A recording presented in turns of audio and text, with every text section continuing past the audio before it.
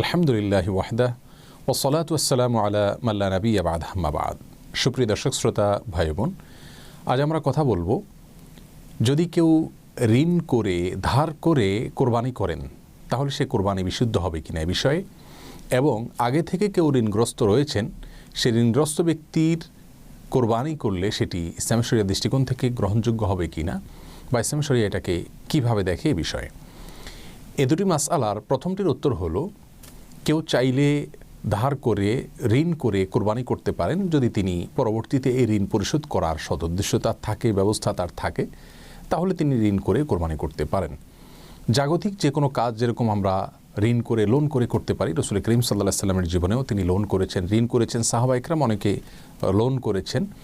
অতএব লোন করে ধার করে ঋণ করে তিনি কোরবানি করতে পারেন যে কোনো ভালো কাজ, এমনকি দান সাদকা হজ উমরা করার জন্য যদি কেউ ঋণ করেন এবং তার ঋণ পরিশোধ করার সদুদ্দেশ্য রয়েছে এবং ব্যবস্থা রয়েছে, তিনি জানেন যে ঋণ তিনি পরবর্তীতে পরিশোধ করতে পারবেন ইনশাআল্লাহ, তাহলে তিনি ঋণ করে ভালো কাজ করতে পারেন। কোরবানিটাও একই রকম। তবে ঋণ করে কোরবানি করা তার জন্য জরুরি নয়, আবশ্যক নয়। কারো যদি কোরবানি করার মতো সামর্থ্য না থাকে তাহলে ঋণ করে ইসলামী শরিয়া তাকে কোরবানি করতে বাধ্য করে না। আর দ্বিতীয় মাসআলার উত্তর হলো, ঋণগ্রস্ত ব্যক্তি যদি কোরবানি না করে ঋণ পরিশোধ করলে তার ঋণ কমে, অর্থাৎ ঋণ পরিশোধ করার বিষয়টিকে তিনি যদি অগ্রাধিকার দেন তাহলে সেটি তার জন্য উত্তম হবে, এ বিষয়ে কারোর কোনো দ্বিমত নেই। আর ঋণ থাকা অবস্থায় যদি তিনি কোরবানি করেন তাহলে সেটি তার জন্য সঠিক হবে কি না, এর উত্তর হলো, ঋণ দুই প্রকার। কিছু ঋণ আছে যেগুলো দাইনে মুআজ্জাল বলা হয় ইসলামী শরিয়ার পরিভাষাতে, ফিকহের পরিভাষায়, অর্থাৎ যে ঋণটি খুব দ্রুত পরিশোধ করার জন্য প্রেশার রয়েছে বা প্রাপকের দাবি রয়েছে, সেক্ষেত্রে এই ধরনের ঋণকে খুব দ্রুত শোধ করার স্বার্থে কোরবানি না করে ঋণ পরিশোধ করতে হবে। আর যদি দাইনে মুআজ্জাল হয় তাহলে সেক্ষেত্রে সেই ঋণ থাকা অবস্থায় কোরবানি করা যেতে পারে। যেমন একজন ব্যক্তি তার স্ত্রীর কাছে মহারানা আর ঋণ রয়েছে, মহারানার পাওনা রয়েছে।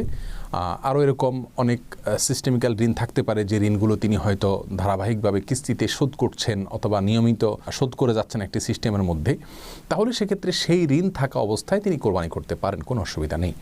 তাহলে যদি এমন হয় যে প্রাপকের প্রেশার আছে, চাওয়া আছে, দাবি আছে, বা তার থেকে আমার সময় নেওয়া নেই, বা সেই দাইনটা ফিকহের পরিভাষায় দাইনে মুআজ্জালের সংজ্ঞায় পড়ে, তাহলে সেক্ষেত্রে সেরকম ঋণ রেখে ঋণ পরিশোধ না করে কোরবানি করা জায়েজ নাই। আমাদের সমাজে অনেক ব্যক্তি আছেন যারা অধীনস্থ কর্মকর্তা, কর্মচারী এবং কি কাজের লোক, এবং অনেক মানুষ আছেন যাদের পাওনাকে আটকে রেখে তারা বড় বড় গরু কোরবানি করেন। ইসলামী শরিয়ার দৃষ্টিকোণ থেকে এটি জঘন্য অপরাধ। এটি তো সওয়াবের কোনো মাধ্যম হবেই না, কারণ হবেই না, বরং অন্যের হক না দিয়ে কোরবানি করলে তাতে আল্লাহ সুবহানাহু ওয়া তাআলা মোটেও সন্তুষ্ট হবেন না।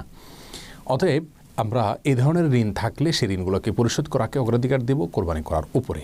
আর সিস্টেমিক্যাল ঋণ যদি থাকে, যেটা আমি কিস্তিতে পরিশোধ করছি অথবা প্রাপকের পক্ষ থেকে সেটার জন্য বিশেষ কোনো প্রেশার নেই, বা সেটাকে দাইনে মুআজ্জাল যে বলা হয় তার আওতায় না পড়ে, তাহলে সেক্ষেত্রে সেই ঋণ থাকা অবস্থায় কোরবানি করা যেতে পারে।